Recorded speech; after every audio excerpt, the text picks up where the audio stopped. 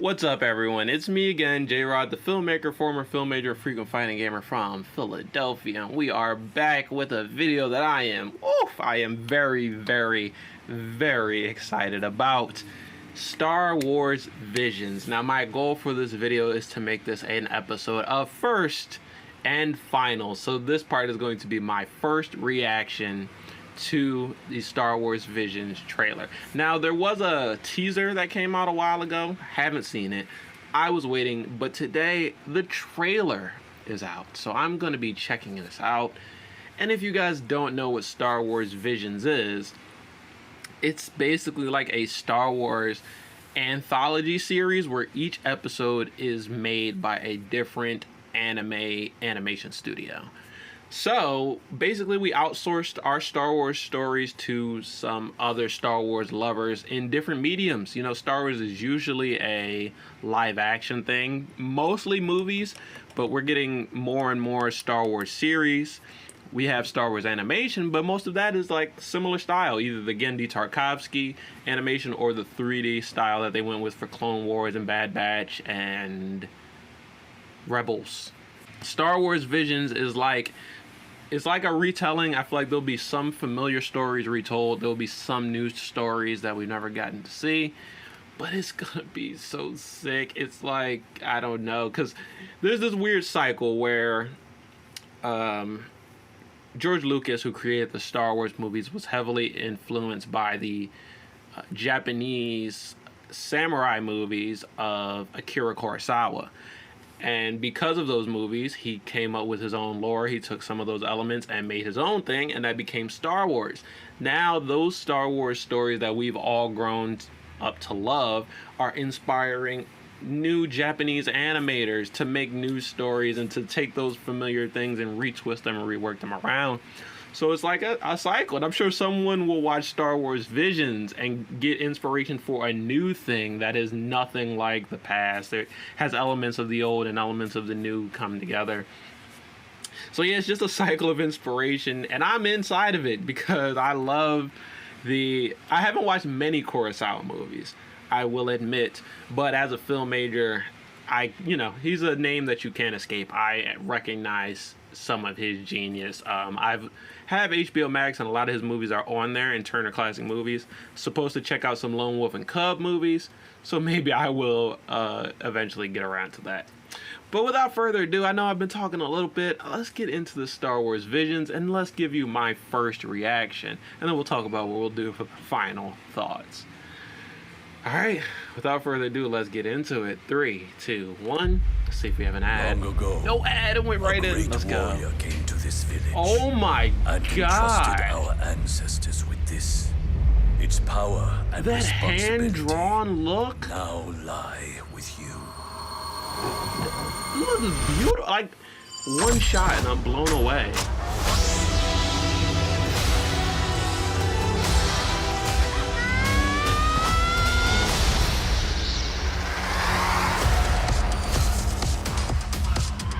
No, You've been guided by the Force way, since you were bro. born.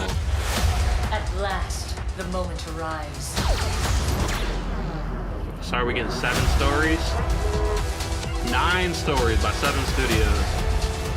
It's the first time I've confronted such darkness.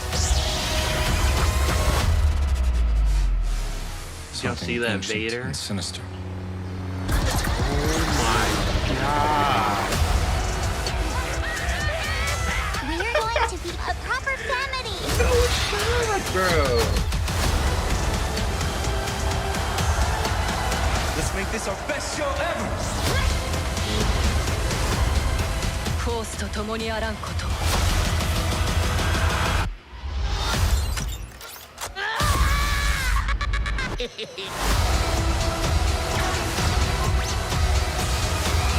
I'm blown away.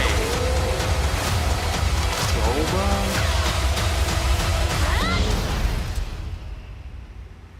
I accept this responsibility.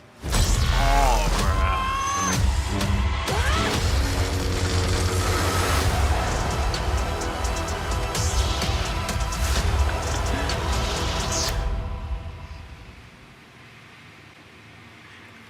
literally every single time we think that Disney Plus has outdone themselves and they can't get any more awesome, they say, hold my beer and check this out.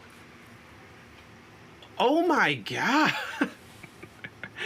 Bro, you could see my reaction the entire time. Speechless, in awe. Just from that first shot of the like hand-drawn black and white looking sketch, I was, oh man, I'm no more good, bro. I am no more good. That was amazing. Like, what? Whoever came up with this idea, they need a raise, a bonus, a dog. I don't even care. Like, that was so sick. This is like the sickest concept almost ever. And there's a lot of things that like I'm watching, playing, that I'm hyped about. I don't think anything compares to that Star Wars Visions trailer. I cannot wait until September 22nd. This is gonna be the best thing ever. New Star Wars stories, retelling of old Star Wars stories, different animation styles and studios and tones and takes. Every single time is gonna be something different and unique, and holy heck. It's like Mandalorian took Star Wars just a step further, a step that no one has been able to take it, where it brought in all these different people to collaborate, all these different directors and stunt actors, and this is taking it even further to where it's really just like the amount of creativity that you can now add on top of the already huge Star Wars canon. There's no way this is gonna be bad. No way, no shot this is gonna not be as amazing as that 1 minute and 56-second trailer just was. I know this is gonna be amazing, and I just recently started watching What If, Marvel's What If. It's good so far. There's probably gonna be some amazing episodes, but I did not have such a strong reaction to Marvel What If as I just did to Star Wars. I mean, it makes sense. I love Star Wars. I always have since I was like 2. I just recently started to love anime. There's a lot of anime that I really love and have gotten into, and this merger is about to be my new favorite thing. I can already tell that this is about to be my new favorite thing. And yeah, I have no more words. I have nothing else to say because I just want to see it. I can't say anything else until I actually get to see it. So that's going to be it for my first reaction. The next time you see me, I will have already seen at least one episode of Star Wars Visions, and I'll give you my final thoughts. So I'll see you then. What's up, everyone? It's me again, as promised, Jrod from the future. Thank you so much, Jrod from the past, for that first reaction. But now I'm going to take it over and I'm going to give you guys my final thoughts on Star Wars Visions, because today is September 23rd and it's the day after Star Wars Visions dropped. On September 22nd, I binge watched the entire thing, all 9 episodes. Luckily, Disney Plus actually put up all 9 episodes on that release date, which is something they don't usually do. They usually like to do the weekly releases, but they let us binge this entire show, and I'm grateful for it, because now I get to give you my final opinions of the whole entire show. And I'm going to start off with a spoiler-free review, just in case, you know, if you're still here and you don't know, if you want to check out Star Wars Visions, I'll tell you guys what I think without spoiling it. Then I'll give you the spoiler warning, and we'll get into our full spoiler review, where I will say at least something about every single episode. I got my notes here, so I am ready. So let's start off with the spoiler-free review. My spoiler-free thoughts of Star Wars Visions is yes. Yes, 100% yes. It was great. It was amazing. I was not disappointed by a single episode. In fact, if you saw how excited I was for Star Wars Visions in the first reaction, when I saw that first trailer, it did not disappoint. It actually blew my expectations out of the water, man. This show was even better than I expected it to be. there was not a single episode that I didn't like. So if you are either a Star Wars fan or an anime fan, you don't need to be both, I guarantee it, because this is some amazing Star Wars story, and this is some amazing anime, visually, script wise, story wise, everything all together. If you still have not checked it out, you're waiting for my spoiler free thoughts. My spoiler free thoughts are, go check it out right now, because Star Wars Visions was hands down just even more amazing than I thought it was going to be. So yeah, that is going to be it for my spoiler-free review. Now here's the spoiler warning. Alright, and we're going to get right into it with my full thoughts. I'll start off, I'll give a couple of, I'll just talk a little bit about the show as a whole. I really, really thought that this, Star Wars Visions was an amazing idea, executed as perfectly as it could be. And so it has this perfect amalgamation, this perfect mix of stories that we are somewhat familiar with, but there were no retellings. Every single story was a new original story. And I honestly didn't expect that, but I'm so glad that they did it. Because within those original stories, there still are these story beats that we have become familiar with from the original Star Wars trilogy or from the prequel or sequel trilogy. Just somewhere in the Star Wars lore, we've seen these stories. Now they are just completely taken apart, dissected, reworked, reimagined, and just given a whole new life through Star Wars Vision. You have a whole bunch of different anime studios working on these, so because of that, you get these distinct anime styles, like hand-drawn looking and Astro Boy inspired and Studio Ghibli inspired anime, and the styles and the stories just go hand in hand, and each studio's visual style just pushed those stories further. Definitely a bit reminded me of Love, Death, and Robots, since it was like I had an idea of what I was gonna watch, but every single time there was a new episode, I just got, I just reverted back to I don't know what's going on, so I wanted to explore the story just like I would when I was a kid watching Star Wars, in a movie theater. And I think that was really the goal of it, is like, the original Star Wars movies, they put you in a galaxy far, far away a long, long time ago, and from there, you as the audience start to explore the depth of the world, and you can go as deep as you want or as shallow as you want. You can look at like a bird's eye view down at these huge landscapes, or you can go down on the ground level. And I think all these different shorts kind of bounce back and forth between that. So I felt like a little kid when I was watching this, to be honest, and I just felt like every episode was a brand new world that I could explore. Without recreating the story of the original Star Wars, they definitely recreated the feel and the emotions associated with those original Star Wars movies. So now I'm going to talk just briefly about each episode, because I don't want to be here for too long, but I will give, at least a sentence or two review on each individual episode. Starting with episode 1, The Duel. This was easily the most visually stunning short of the entire batch. It was so beautiful. It was the clip that really caught me in the trailer, because it was this black and white pencil style animation, and then the pop of color and light from the lightsabers that just glow red and bright. That contrast is just so beautiful. I love the contrast of black and white, but then also color on black and white. It just, it really popped. And the story and the fighting in that episode were also just so good. Tatooine Rhapsody, episode 2. This one was so cute and cuddly in the beginning, but don't be fooled, because this is the episode that has Boba Fett and Jabba the Hutt. It is still cute, it is about music, which is something you never really see in the Star Wars universe, but at the same time, it's kind of a, it's a bounty hunter and a bounty. It's exploring the world with your friends, and it's Star Wars, but through a musical lens. The Twins, this is another visually stunning short, but oh my goodness, it went in a completely different direction as The Duel. This is the Studio Trigger animated, and it's just the action, the movement in this is so good. The colors, the vibrancy, so much was so good about the Twins, and the story itself is just so good. This is an example of using a familiar story and reworking it, because you got two Force-sensitive twins, but they're not Luke and Leia. They have a completely different story. They are dark side Force-sensitive twins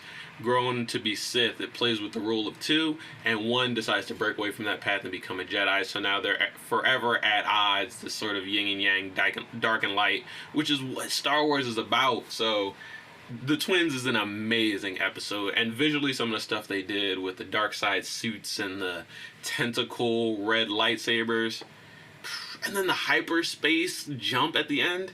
Number 4, The Village Bride. Do not sleep on this, The Village Bride. It looks very nice. It looks very, it's very visually stunning, and it looks like a vacation around some of the most beautiful countrysides in Star Wars.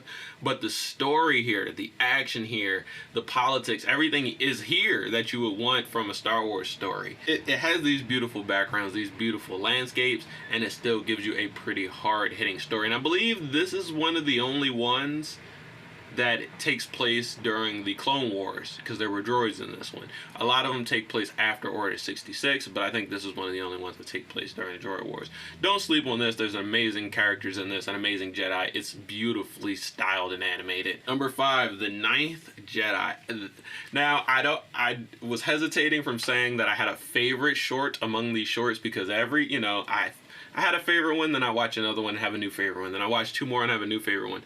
But The Ninth Jedi is definitely one of my favorites, because what I love the most about the Star Wars universe is Jedis and Jedi lore, and this one is the most dense with Jedis and Jedi lore. It's beautiful, it has amazing action, and then there's also sort of a mystery there, almost like a whodunit, like a Knives Out, and a brilliant decision by whoever wrote this to come up with lightsabers that reveal the user's true intentions. So as soon as a Sith picks it up, it's red, and as soon as a Jedi picks it up, it's blue or purple or green. That was such a sick idea. Visually stunning, and it just had the story and action to match. TOB1. This is another one that you should not sleep on. It's definitely got this Astro Boy inspiration, and the first half is very cute and cuddly and fun, and then the second half still gives you a hard-hitting Jedi origin story, and something that me and my friends talk about this all the time, how cool it'd be to have a droid that is a Jedi. And we, when I would talk about it, I would just be spitballing as a headcanon. I never thought this is something we would actually get to see, and that would be bought into the canon, and now it has. And it's TOB1, also known as Toby, and it was such a sick short. For number 7, we have The Elder. This is another visually stunning short, and I literally cannot get the imagery of the Elder and his bright red dagger type lightsabers just steaming in the rain as it falls. The imagery and just everything visually, this was such an amazing short. Like I told you guys in the beginning, none of these shorts disappointed. So if you're waiting for me to say that I didn't like one of these, sorry, you'll be waiting a long time. These shorts were really amazing. Number 8, Lop and Ocho. This is the one that I thought initially, I looked at it and thought Studio Ghibli. It looked Ghibli inspired, it looked Ghibli-esque. It was cute and it was bright and it was comfy. But there was still a hard-hitting story here, about just family struggles and civil war and, the Empire coming in and just making everyone's problems worse, and how does a family bounce back after that. And also, I love this short because, like I said, I love Jedi lore, and this gave us a lot of Jedi lore, and it also perfectly blended with samurai lore. Samurai lore and Jedi lore do go hand in hand, but every time a different creative gets to interpret it, they get to, change the levels and adjust how much Jedi lore, how much samurai lore, and how much they intertwine. This was a perfect, beautiful marriage of the two. It blended seamlessly.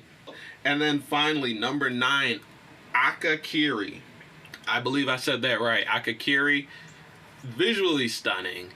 This was a really good one to go out on because in the beginning, I thought it was kind of unassuming, and I was like, okay, nothing's really happening here. But then, boom, it's a hard gut punch at the end. It's another story we know reinterpreted where someone you love is hurt and they may die, and the only way to save them is to trust in the dark side. And it was just executed so well, so nice. It made me feel like, because I love Jedi. I'm not usually someone who's like, let's go Sith, Sith, let's go. But this short really had me go like, let's go Sith, Sith, let's go. Because it was believable. It was beautiful. It was like somehow that like red energy of the Sith was kind of comforting in this short because of what it could do. You know, it could like, it really bought back the main character's sister and gave her a second chance. So it's like he almost gave up his life in sacrifice for another life, and they did it way better in this short than they did in Rise of Skywalker, but we're not going to talk about that. So yeah, that was Akakiri, and also there were only 2 shorts that really made me think about like, yo, who do they have voicing this dub? And it was this one where they had Lorraine Toussaint playing the Sith Lord. I guess she was a Sith Lord, and she did an amazing job voice acting. And also in Tatooine Rhapsody, when they got Tamora Morrison to play Boba Fett, and I thought that that was like a young Boba Fett, and then they had like a current Tamora Morrison voice, so I guess that was just their style. But all throughout these 9 episodes, there are some amazing voice actors. George Takei was in one of these shorts, and just like people here and there coming to make these stories just as amazing as they can be. And I only watched the dub on this first watch, but I'm going to go back and check out some of the Japanese, the original audios with the English subtitles. I'm going to see if they hit different. But yeah, that is my opinion of all 9 episodes. Yeah, and that's almost everything. My final thought on it is that I wrote this down when I was tweeting and watching at the same time, is that what this really reminded me of is the extended universe and the Star Wars Legends and the canon, the additional canon that we used to love to explore, and had all these characters we never heard of and never knew about.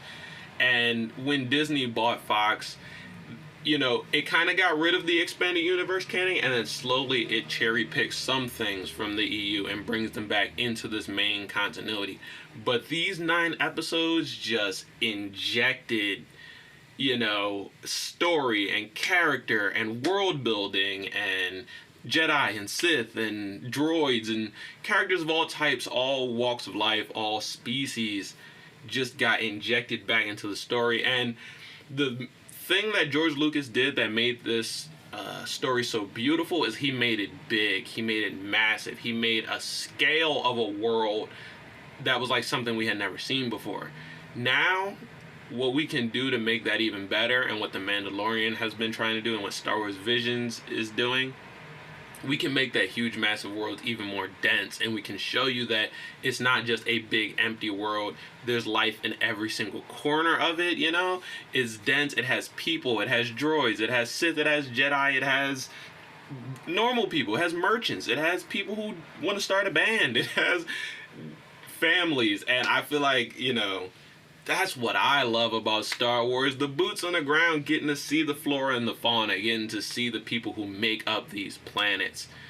And all I can ask is, can you guys do this again? Like, can we get 2 more seasons of Star Wars Visions?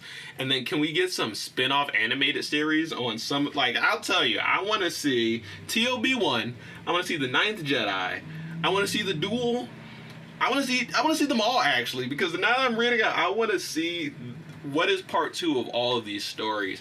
And I don't care if I have to read a comic to find that out, or read a novel to find that out, or they're just background characters in someone else's story. I love all these characters now, and I would love to see more of them. And I think that Star Wars Visions just did such an amazing job.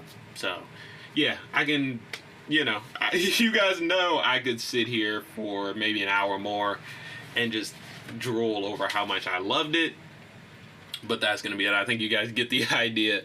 So guys, tell me if you have already seen Star Wars Visions. Like, comment, subscribe, and tell me how you feel about Star Wars Visions.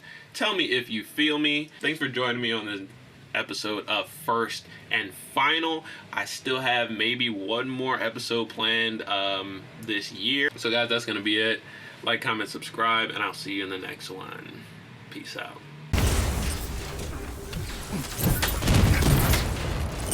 I don't think we needed Wakandan turrets. It's cool that we have them, but I think they could have just not done the turrets at all.